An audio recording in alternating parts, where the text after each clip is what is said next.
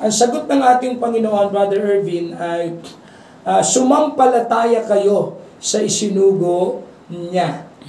Sabi ng salita ng Diyos, sumampalataya kayo sa isinugo niya. Ang tanong, Brother Ervin, ano yung tinutukoy ng Panginoong Hesus na dapat sampalatayanan sa isinugo ni Yahweh El Shaddai? Yun yung punto nga na sinasabi niya doon na ako ang pagkaing bumaba mula sa langit na magbibigay ng buhay na walang hanggan. Yun yung tinutukoy ng Panginoon na sumampalataya kayo sa sinugo niya. Kasi nga po, ang mga taong ito ay nagkakaroon ng pag-aalinlangan.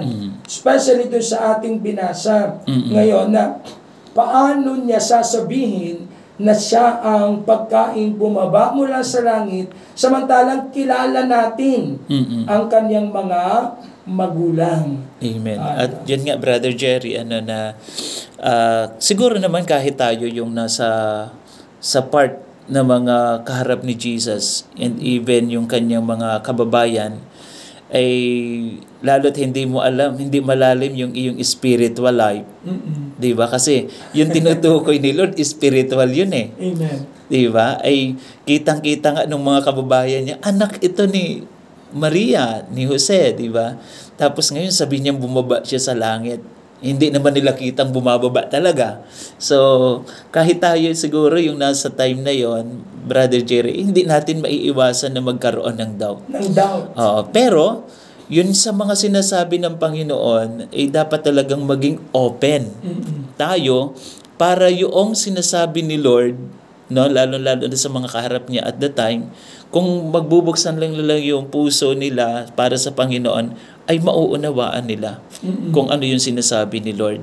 At ganun din sa atin, kahit nga sa panahon natin ngayon, marami pa rin talaga yung hindi natatanggap si Lord. Diba? Kasi nga, hindi open sa mga sinasabi ng Panginoon.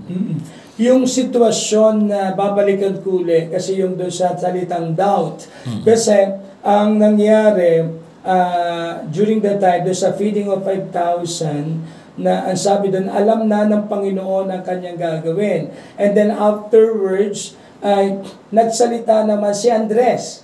Ano sabi ni Andres? Ay, mayroon po ditong batang lalaki na may dalang 5 tinapay at 2 isda na iniisip mo kung gaano kalaki yung tinapay at isda. Pero ang sagot na, ang sabi ni Andres ay, ngunit gaano na? O gaano na lamang ang mga ito. Nandoon yung pag-aalinlangan. Hindi sasapat. Oo, hindi sasapat. No po? So, katulad na sinasabi mo na, kumbaga, doon sa punto na kahit tayo naman